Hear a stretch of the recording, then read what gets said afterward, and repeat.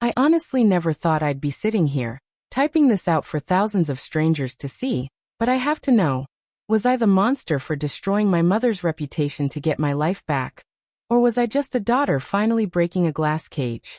Imagine waking up at 22 years old, a college graduate with a degree in hand, and having your smartphone snatched out of your grip because you stayed out 10 minutes past a curation check. Imagine every single friend you've ever made being systematically blocked, deleted, and ghosted from your accounts by a woman who claims she's just filtering the poison from your soul. I reached a breaking point where I had to choose between my sanity and her control. And the way I ended her reign of terror left my entire extended family refusing to speak to me. Before you judge me, I need you to hear how deep this went, because what she did wasn't just parenting, it was psychological warfare disguised as motherly love. Am I the jerk for recording her secret breakdown and sending it to her entire church group just to gain my freedom? Or would you have done the exact same thing if you were being suffocated? To understand why I did what I did, you have to understand my mother, Diane. To the outside world, she was a saint, the kind of woman who organized every bake sale and held the hand of every grieving widow in our town. But inside our house, the atmosphere was like a high-security prison run by a paranoid warden. My childhood wasn't filled with cartoons or neighborhood games. It was filled with purity checks and digital audits. When I was 12, she banned me from having a computer because she heard a news report about internet predators. But as I got older, the ban didn't lift, it evolved. By high school, I was the only kid who didn't have a phone.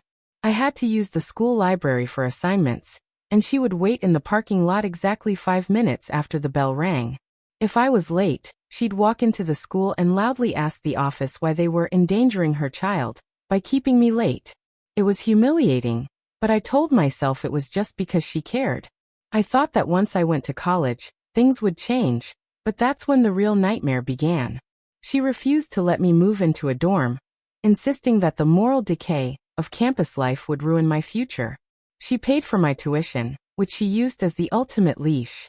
Every evening, I had to hand over my phone, which she only allowed me to get for emergency GPS purposes. And she would scroll through every text, every email, and every photo. She installed keylogger software on my laptop. If I joined a study group with a male classmate, she would call the guy's parents if she could find their number, and tell them to keep their son away from her principal daughter. I became a social pariah. I spent 4 years of what should have been the best time of my life hiding in the back of lecture halls, terrified to make eye contact with anyone because I knew Diane would eventually find out and make them pay for corrupting me. I lived in a constant state of fight or flight, waiting for the next cleansing, which was her term for when she would delete my entire digital existence and force me to change my number because she didn't like the vibe of my contacts. The control extended into my physical appearance too. If I wore a dress that ended even an inch above my knee, she would make me change, claiming I was inviting the wrong kind of attention. I remember one specific instance in my junior year, when I tried to join a local theater group. I thought it would be a safe outlet for my anxiety. I didn't even tell her at first, but she found the rehearsal schedule in my bag. She didn't just tell me I couldn't go. She showed up at the theater during the first meeting, stood in front of the entire cast, and announced that I had respiratory issues that made the dusty stage environment a death trap. I had to stand there, red-faced and trembling, as she led me out by the arm like a toddler. The silence in that room haunts me to this day. I realized then that Diane didn't just want to protect me. She wanted to own me. She wanted to be the only person I ever spoke to, the only person I ever trusted. Every time I tried to argue, she would bring up how much she sacrificed for me. How she stayed in a loveless marriage with my father until he passed just to provide a stable home. Or how she spent her retirement savings on my education.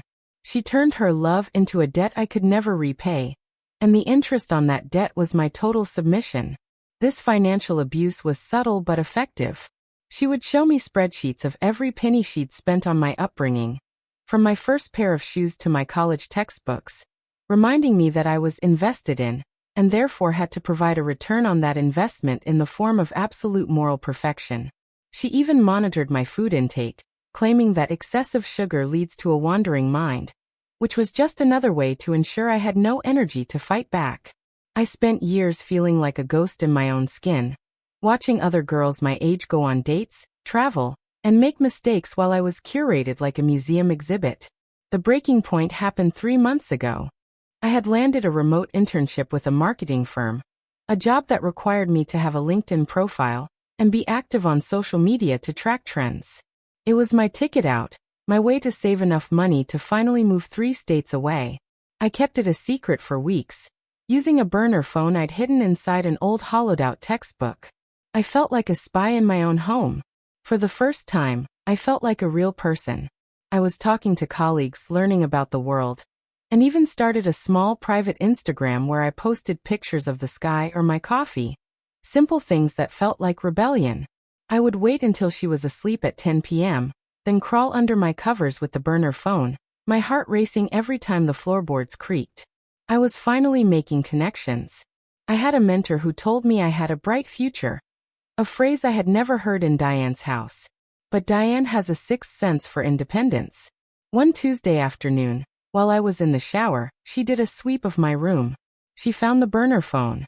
When I stepped out, she was standing in the middle of my room, my phone in one hand and a hammer in the other. She didn't scream. She just looked at me with this terrifying, calm smile and said, "I'm saving you from the devil's playground, Maya." Then, she smashed the phone into pieces on my desk. She didn't stop there. She logged onto my laptop using the password she'd forced me to give her years ago and sent an email to my internship coordinator. She wrote this rambling, insane message claiming that I was struggling with severe mental instability and addiction issues, and that I was resigning effective immediately to enter a private healing retreat. In 10 minutes, she destroyed my career before it even started. She then sat me down and told me that since I couldn't be trusted with the temptations of the world, she was disconnecting the home Wi-Fi, and I was no longer allowed to leave the house without her. I was 22, a grown woman, and I was being kept as a political prisoner in a suburban kitchen. I cried, I begged, I told her she was ruining my life, and she just patted my head and said, "One day, when you're a mother, you'll thank me for keeping your soul clean." She even started looking into conversion-style wilderness camps for young adults who were lost, showing me brochures of places where they took away your shoes and made you hike until you found God.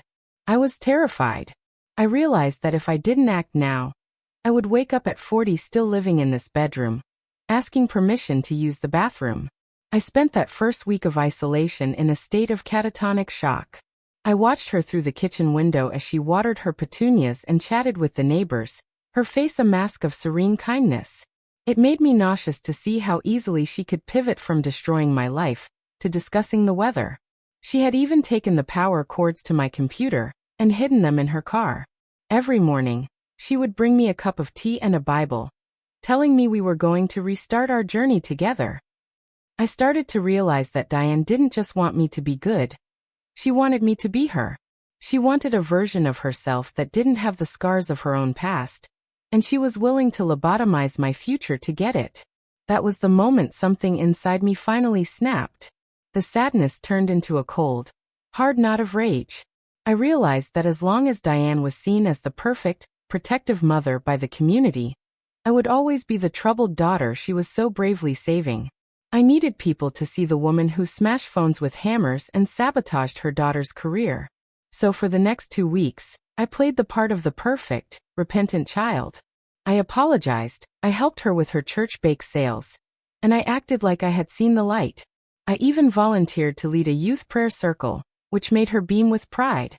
I would sit through her 3-hour lectures on purity of the mind, nodding and taking notes while secretly planning her downfall. I found an old digital camera in the attic that she'd forgotten about, and I swiped a voice recorder from her own office.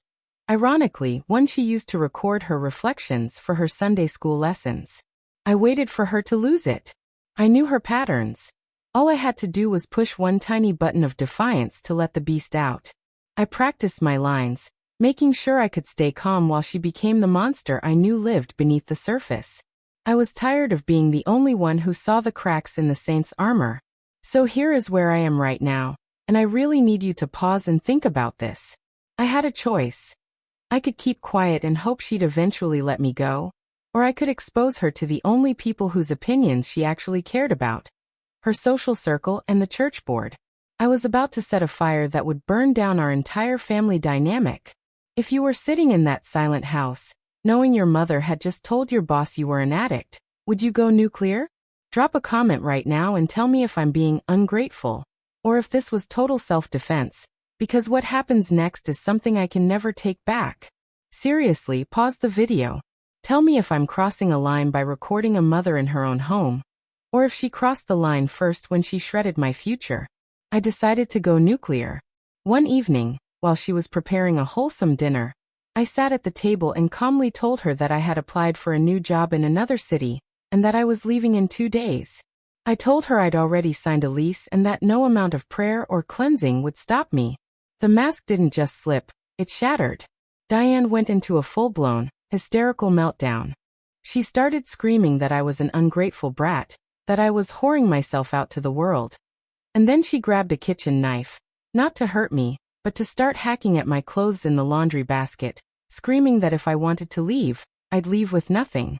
She was shrieking like a banshee, saying she wished she'd locked me in the cellar years ago, to keep me pure.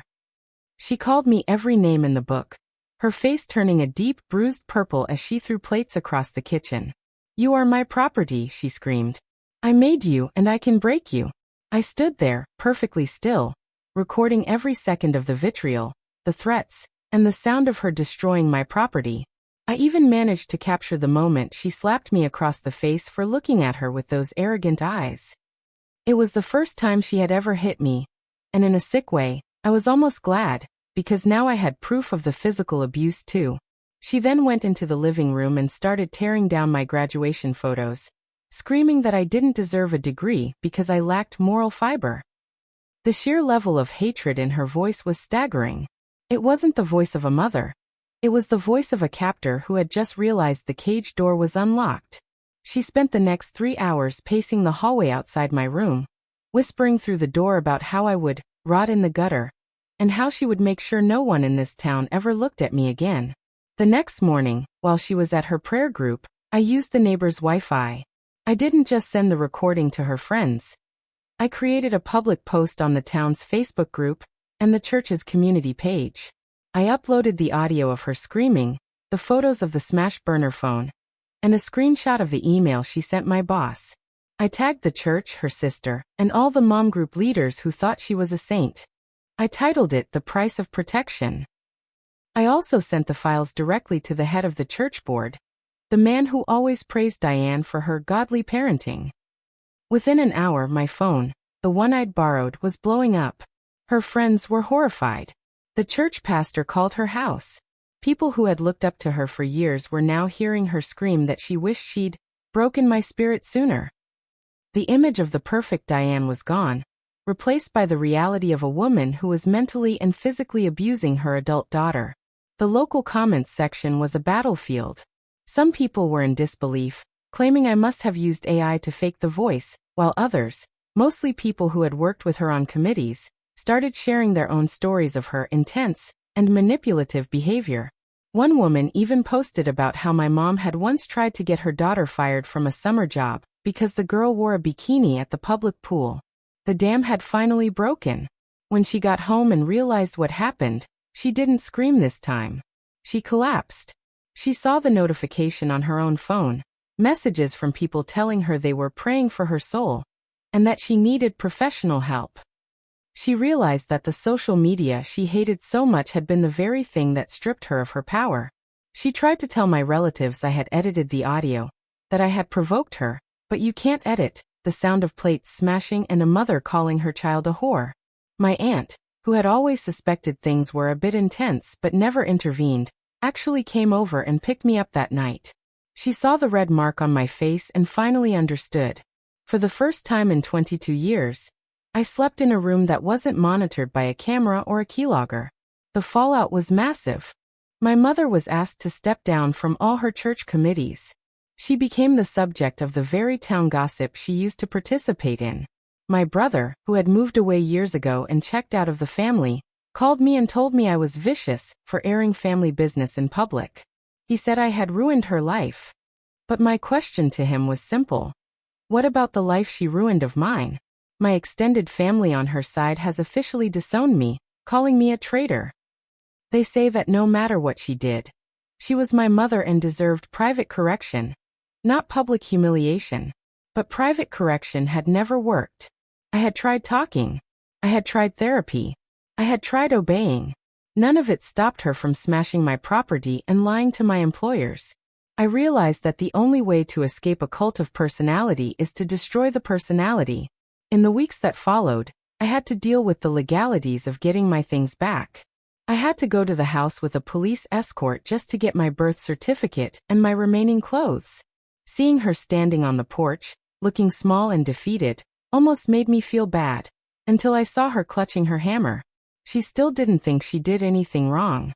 She told the officer that she was protecting me from myself. That was the final confirmation I needed. I wasn't the monster. I was the survivor. I'm finally free now. It's been 3 months, and the transition hasn't been easy. I have a new job, a real phone that stays in my pocket, and a social media presence where I can post whatever I want. It's small, and it's quiet, but it's mine. I still jump when I hear a floorboard creak, and I still feel a wave of guilt whenever I buy something unapproved, but the weight on my chest is gone. I lost my mother, but I found myself. I had to kill the idea of the mother I wanted in order to survive the mother I actually had. Looking back, the safety she offered was just a slow-motion execution of my personality. If you've ever felt like you're being controlled by someone who says they love you, remember that real love doesn't require a hammer or a cage. Real love wants you to grow, not stay a stunted version of yourself forever. It's been hard to rebuild my social life from scratch, and I still struggle with trusting people, but every day I wake up and realize I don't have to hand my phone over to anyone is a victory. Like this video if you think I did the right thing by exposing her. And subscribe if you want to hear more stories about people finally standing up for themselves. Do you think I should eventually forgive her? Or is some damage just too deep to fix? My aunt says I should send her a letter, but honestly, I think the recording I posted was my final word. Maybe in 10 years I'll feel differently, but for now, I'm just enjoying the silence. Share your final thoughts on this whole mess in the comments section. I'll see you all in the next story.